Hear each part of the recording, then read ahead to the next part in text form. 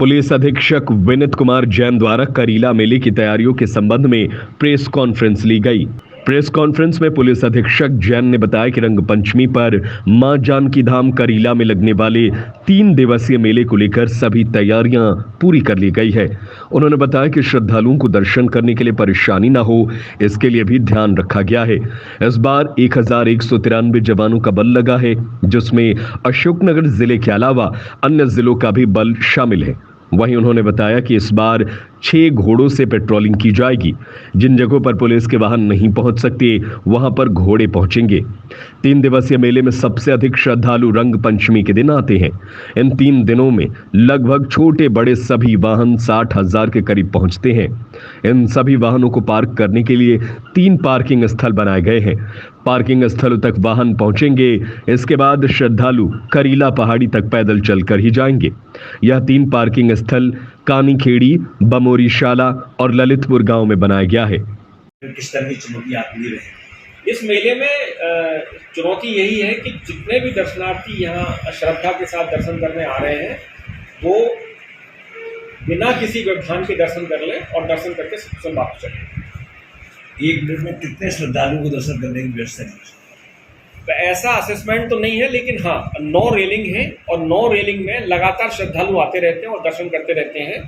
और इसमें जो कमेटी के लोग हैं, उन्होंने ये भी अनुरोध किया है सभी दर्शनार्थियों से कि जो माता का दरबार है वो काफ़ी ऊंचाई पे है और रेलिंग जो है वो उसके मुकाबले में काफ़ी नीचे है। तो उन्होंने ये अनुरोध किया है कि सारे लोग अगर चाहें तो अपने जूते पहन के भी दर्शन कर सकते हैं, क्योंकि कई बार लोग जूते उतारते हैं और फिर उतारने के बाद उस जगह पे वापस जाते हैं जहाँ जूते उतारते हैं, तो एक तो वहाँ जा नहीं पाते हैं, दूसरा वहाँ पे फिर उनके घूमने की भी संभावना बनी रहती है। तो उन्होंने ये अनुरोध किया है, वो फ्लैक्स भी इस तरह के लगा रहे हैं कि दरबार चूंकि ऊपर है और दर्शन सामने से दूर से होते हैं, तो अगर जूते पहन के भी दर्शन करना चाहते हैं दर्शनार्थी तो कर सकते हैं, ताकि उनको सुविधा है। करीला मेले को लेकर अब तक आप कितनी अवैध शराब जब्त की? अभी तक हाँ, मैं इसी पॉइंट पे आ रहा था।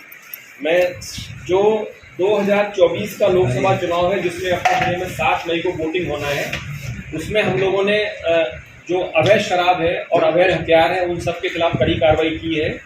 और अभी तक जो 16 मार्च को आदर्श आचरण संहिता जो लागू हुई है, उसके बाद से अभी तक यानी कल तक 27 मार्च तक हम लोग करीब 23,610 लीटर शराब जब्त कर चुके हैं, जिसकी कीमत है करीब 28,37,000। इसके अलावा जो गांजा है, हम लोगों ने 2 प्रकरण, इसके जो केस बने हैं शराब के, वो 210 केस हैं। 210 केस में 23,610 लीटर शराब जब्त हुई है, 28,37,000 रुपये की।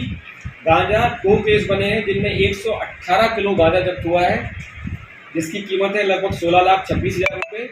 और जो अवैध शस्त्र हैं, उनमें जो कार्रवाई हुई है, उसमें 4 अभी तक जो आग्नेय शस्त्र होते हैं वो जब्त हुए हैं, जो फायर आर्म होते हैं वो जब्त हुए हैं, और धारदार हथियार अभी तक 11 जब्त हुए। इसके अलावा जो प्रतिबंधात्मक कार्रवाई है, वो भी हम लोगों ने काफ़ी ज़्यादा की है।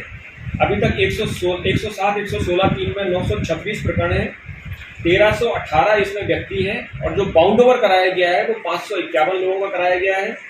110 यानी जो आतंक अपराधी होते हैं उनके खिलाफ जो कार्रवाई होती है, उसमें 134 प्रकरण है, इसमें 134 व्यक्ति हैं, 11 लोगों का बाउंड ओवर हुआ है।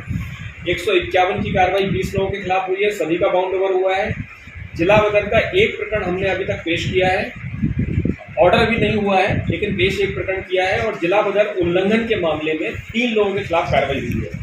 जिला बदर के बारे में मैं एक विशेष बात आपकी ये जानकारी में लाना चाह रहा हूँ कि पिछली बार जो जिला बदर हुए थे पिछले विधानसभा चुनाव में, उसमें से 42 जिला बदर ऐसे हैं जो अभी भी प्रभावी हैं, यानी जो लोग उस समय जिले से बाहर किए गए थे, उनमें 42 आतंक अपराधी अभी भी जिले से बाहर हैं, और 3 ऐसे अपराधी थे जो अवैध रूप से जिले के अंदर रह रहे थे। तो उनको पकड़ के उनके खिलाफ जो 14 राष्ट्रीय सुरक्षा अधिनियम है उसके तहत कार्रवाई करके उनको जेल भेजा गया है। इनके नाम भी आप चाहें तो नोट कर लें। एक सौरभ पुत्र भैयालाल कोरी हैं, निवासी चुंगी नाका के पास अशोकनगर, इनके खिलाफ कार्रवाई की गई है, कोतवाली थाने के हैं, कोतवाली थाने वालों ने कार्रवाई की है। दूसरा जो प्रकरण है, देहात थाने वालों ने कार्रवाई की है। बुलंदर पुत्र रघुवीर सिंह यादव, ये परासरी के हैं, इनको पकड़ के इनके खिलाफ भी 14 जो राष्ट्रीय सुरक्षा अधिनियम है उसके तहत कार्रवाई की गई है। और एक शाबिर खान पुत्र शहीद खान, ये प्राणपुर चंदेरी के हैं, इनके खिलाफ चंदेरी वालों ने कार्रवाई की है।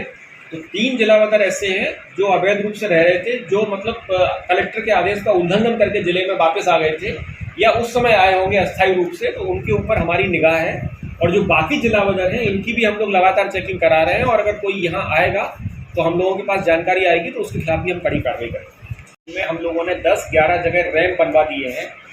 खेत तो खाली हैं, रैंप बनवा दिए हैं। रैंप इसलिए बनवा दिए हैं ताकि जो भी लोग आए वो अपनी गाड़ियाँ आसानी से पार्क कर लें।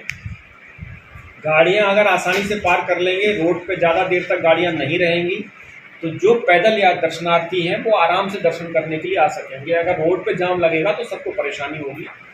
तो ये चीज़ अगर सबकी नॉलेज में रहेगी तो आराम से लोग कानी खेड़ी तरफ पार्किंग करेंगे। इसी तरह से जो बामौरी शाला की पार्किंग है उसमें भी जो एक जनपद में गंजबासौदा वालों ने शायद जो एक एजेंसी नियुक्त की है किसी ठेकेदार के माध्यम से, उसके अलावा भी कई खाली खेतों में हम लोगों ने रैंप बनवा दिए हैं जेसीबी की मदद से, ताकि कोई भी व्यक्ति आए और जल्दी से उसको जगह मिल जाए, जल्दी से पार्क कर।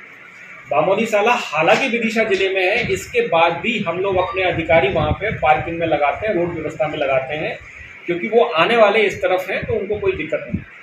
तीसरी एक पार्किंग जो है वो ललितपुर गांव की तरफ है, और ललितपुर गांव की जो पार्किंग है वो भी विदिशा जिले में आती है। उसमें भी उनके कलेक्टर साहब एसपी साहब यहाँ आए थे बीच में 3-4 दिन पहले, तो उनसे ये अनुरोध किया गया है कि वहाँ पे लाइट वगैरह की व्यवस्था करवा दें और प्रॉपर पार्किंग करा दें, ताकि उस तरफ भी जो लोग आ रहे हैं उनको कोई दिक्कत नहीं। ये मुख्य बात जो है जो मैं बताना चाह रहा था आपको मेले की व्यवस्था के संबंध में। बाकी जो फोर्स हम लोगों ने लगाया है वो भी काफ़ी ज़्यादा है, और कुल जो फोर्स हमने इस बार ड्यूटी पे लगाया है, हमारा कागज